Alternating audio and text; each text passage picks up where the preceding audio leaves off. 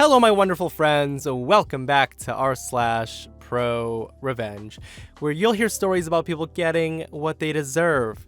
Guys, before we get into today's last episode of r/ProRevenge, there was a story about a scamming panhandler couple at a gas station. So I asked what some of your experiences were, and Terrence Bell shares his story and says, I saw some dude outside of a McDonald's asking for money for some food. So after I had something to eat, I decided to buy him a meal. He said no, he would rather have the money. I said it's food or nothing, and he took nothing. Well, isn't that something? I'm hungry. Can you give me money for food? No, but I'll buy you whatever you want to eat. No, man, I'll just starve. Oh, some people. My friends, in this episode, there's gonna be 3 tales of revenge. The first, OP shares his story about a racist couple who wants an immigrant family evicted, and it backfires on them. The second story, a prank caller learns never to prank call again. And we'll finish up with OP getting revenge on a coworker who keeps tormenting her. Wowza. I hope you stay for the wonderful stories today because they certainly are, and hit that subscribe button for future revenge stories. My friends, let's dive in. Anyone who's seen my posts know that I used to work in a private security field. Not mall cops, but highly trained and skilled armed security. We worked residential buildings and complexes that were very high-end, like $200,000 cars in the parking garage is high-end. Now, places like this are Karen Central. Imagine apartments full of Karens and entitled teenagers. Now, the company owner was awesome. He was a cop as his regular job, and he understood what we faced.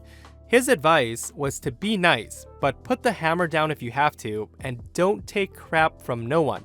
So, this is important to the revenge. Each supervisor had 10 to 15 properties under their control. Regular officers patrolled them, but we were in charge of helping with evictions, attending town halls on security issues, deciding how an officer patrols, or updating what areas are being a problem and needing checked. I had 12. Now, in this one apartment complex, we had a couple that was always calling us. When we get there, they would cry about their upstairs neighbor. It was a list of things that changed all the time. They would complain about their stomping, their music, their loud talking, the cooking smells, and their dog going number 1 on the balcony, and it was dripping onto theirs. They were all valid complaints, but we never found any evidence. When they see we were starting to question if their complaints were real, they changed tactics and went racist.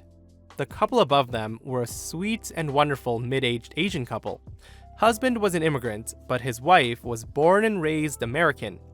These racist cretins had only talked to the husband, so they assumed that they were both immigrants. So the couple started making comments like, "Those Asians," and "In America, why can't they cook American food?" and "I'm afraid to be in the parking garage when one of them is driving in it." While it angered me that those comments alone weren't enough for an eviction, the only thing I could do was to have my officers put exact phrasing in the report. I did ask the property manager about the comments, and she said if they didn't say them to the residents and the residents don't complain, there wasn't much she could do, so I tried to think of some way to get them evicted. Not only were they lying to get the nice couple upstairs evicted, but they were calling in false things and wasting the officers' time to respond. They also did not just call every once in a while. They called sometimes twice in one night, usually 5 to 8 times a week. So a month later, the opportunity was handed to me. The Asian couple called me during the day and informed me that they were going out of the country for 2 weeks and that no one would be in their apartment. They told me this just in case the other couple start complaining, that I would know they were lying, and asked to check their door once a night to make sure it was locked and not broken into. I informed the couple to not talk to their neighbors and don't tell anyone that they were going, aside from the property management and security. We had a patrol meeting that night, so I told them my entire plan. I wanted officers to respond each time they call and write down exactly what they said happened, and also any racial terms, no matter how minor. I marked the report urgent and sent it out. We had an online system for all businesses, emails, schedules, report submitting, you get the idea. So away we go. During those 14 days, they complained 18 times about the couple upstairs. Everything was documented, and I took it to the manager. She looked it over and said, "Let's evict them." As a side note, the client gets charged more for emergency responses than they do for regular patrols, meaning that their lies were costing money. So, since there was no HOA because they were rentals, in this situation, myself, the property manager, and the tenants all sit down at a table. So they were sent a formal letter stating that they were facing eviction and had 10 days to set up a meeting. If not, the eviction will be processed. Now, for legal reasons, these sessions were recorded by video. That way, the tenant can't lie in eviction court or sue.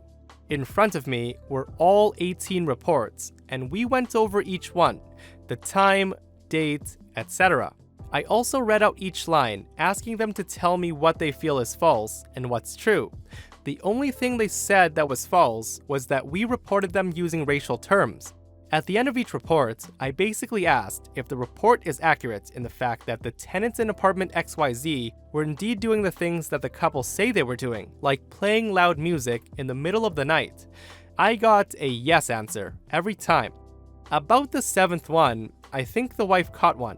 She started complaining that I was dragging it out. I just smiled politely and reminded her that this was my time and she had ample opportunity to object and to ask me questions after I was done. I then went through the rest and let them build a defense. After I was done getting them to admit to their lies, I informed them that the tenants in said apartment were actually out of the country at the time they made those 18 reports. I told them that the tenants provided proof that they were gone, and my officers checked the apartment one time a night and confirmed it was empty. Then I smiled pleasantly and ended my part, but the look on their face was a mix of anger and fear. They didn't have a defense. They basically screamed at us, saying myself and the manager were choosing immigrants over Americans. After a few more racial remarks, the manager just stopped them and said she would process the eviction paperwork with the courts in the morning. Long story short, they were given 14 days, and from what I heard, the judge gave them 30 until they called him a racial name. I was able to call the nice couple and let them know that it was over, and they didn't have to worry because we would no longer respond to calls about their apartment for the next 14 days until the eviction came through and the bad tenants left. Security officers want to help so bad, but are limited by either laws, property management, or both, so it's nice to do some good. I love how OP sets the tenants up for their own downfall. How embarrassing is that, to get caught making 18 false reports? Yikes. He must have been smiling from ear to ear on the inside when the nasty couple were basically admitting that they made false reports in front of the property manager and everyone in the room. Talk about surprise Pikachu face, am I right? I work for a national crisis line that focuses on very specific demographics of people. Anyway, I have some really great coworkers. I would say we have a very colorful group from all walks of life. The specific coworker in this tale is awesome. She happens to be my desk mate. This is her first job out of college, in social and health services, and her past work includes a round of deployments in the army.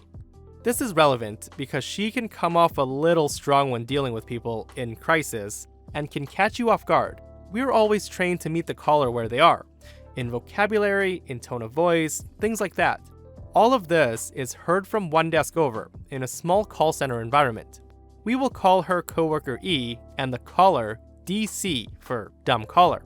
At the start of the call, I'm not paying much attention. You hear E answer the phone and say, "Thank you for calling Crisis Line. This is E. How can I help you?" At this point, I hear a very loud scream coming from her headset and a panicked look on her face. E starts to reflect back some of the things DC is saying, like, "It hurts so bad. I can't stop the bleeding. I don't want to live anymore." E at this point has jumped into locating the caller's phone number and running it to find a location to send 911. By this time, it's not just me who started following the call, but other coworkers and supervisors, as this call sounds very serious. The call goes on for a few more minutes. We get a location and E informs the caller that we're gonna send EMTs to his location and ask what he sees around him. I think that might have been an oh crap moment because the caller disconnected the call. E jumps back on the phone and calls back. The kid answers and is laughing that this was all a joke and that he's fine, and then he swears at her and hangs up. These calls happen frequently, but this time, E isn't having it. She's pissed. This kid thinks he can just call, spew up some random stuff, and hang up. After some more digging, she finds the kid's Facebook. She now knows who he hangs out with, the school he goes to, his dog's name, and the parents' info, along with a lot of other info. Now, before I go on, I want to let you know that all the names I use here are fake names. E takes a deep breath and calls him back. He answers the phone, "What the hell do you want?" E responds, "What do you think I want, Dylan? You just told me that you were hurting so bad and couldn't stop bleeding." She brings up his friend's name and says, "Do you think Jackie would think it's cool to prank our crisis hotline? Or what about your parents, Marge and Jack? How would they feel to know that their son is taking up someone's time that could be used to save someone else's life, but is dealing with the stupid punk calling her?" E went on to talk about his school and how she was so worried about him and how they're gonna send someone to help him. He apologized. He was on the verge of tears and promised to never do anything that's stupid again. E went home feeling very sure that he won't be pranking us anytime soon. Needless to say, these lines are here to help people who need help, and there's a chance that if you're pranking a line, you're stopping someone who really might need their life saved from getting through. Also, because it says confidential, it does not mean anonymous. I wish pranksters realized the amount of personal information they leave behind in just one call. So, backstory. In the early 2000s, I worked for an overpriced CD store. I really liked my job, aside from one coworker, Karen. We just didn't get along. I made the best out of it, but she was a borderline bully. Of course she gets promoted to keyholder and proceeds to turn into a full-blown power trip bully. She made my life hell, and a job that I previously loved, I couldn't stand anymore. I made a formal complaint that made its way up to HR, but I was done working there, which was her goal. Of course, when HR investigated my claims, they found that she and the assistant manager were dating, and she was moved to another store since it was against store policy. Apparently she didn't like that store and she quit. A few months later, I was happily working at Defunct Bookstore. And who gets a job at the Defunct Bookstore at another mall? Karen. Over the next few months, she proceeds to do little things to annoy me, like hanging up when I would call their store for a customer, or leaving me on hold forever. Of course, I would get in trouble and get reprimanded for not effectively handling the customer with their needs. So, the revenge. About 6 months into the job, I heard through the grapevine that Karen had been injured in a car accident. Apparently she had hurt her back and went on medical leave. She couldn't stand for more than 10 minutes at a time without excruciating pain, and this detail is important. She went on indefinite leave, and her store could not hire anyone to replace her while on medical leave, leaving them short-handed. I knew her manager was really annoyed after a few months. So 2 months later, a friend of mine and I decided to go play pool. A former coworker, Rick, from the overpriced CD store was there. Rick says, "Man, too bad you weren't here last night. It would have been a reunion. Karen and the assistant manager were here playing pool." I said, Karen was playing pool? "Oh yeah, they come in every Wednesday night." "Really? That's interesting. Every Wednesday, huh? How long has this been going on?" And Rick says, "A few months now." Yeah, for the entire time she was on medical leave, Karen was out playing pool once a week, not at home in debilitating pain like she claimed. The next day, I went to her defunct bookstore and asked to speak to the manager. I told them all about her weekly pool sessions and encouraged them to be at the pool hall next Wednesday night to catch her in action. Well, they did, and that Thursday, she was fired. The last time I saw her and her friend were attempting to follow me home from work. I called the police and led them into a police station where they told her to leave me alone or be arrested. She stayed away from me after that. I wonder what Karen had against OP. When someone gets in the way of you doing your job properly, they gotta go. I also wonder if she was ever charged with fraud or anything for faking her injury. My friends, and that brings us to another end of r/ProRevenge. Guys, if you missed the last episode of r/ProRevenge, a con artist couple scams OP at a gas station, and he gets a wonderful revenge on them. If you haven't heard the stories, go check it out, and I'll see your wonderful faces in the next video.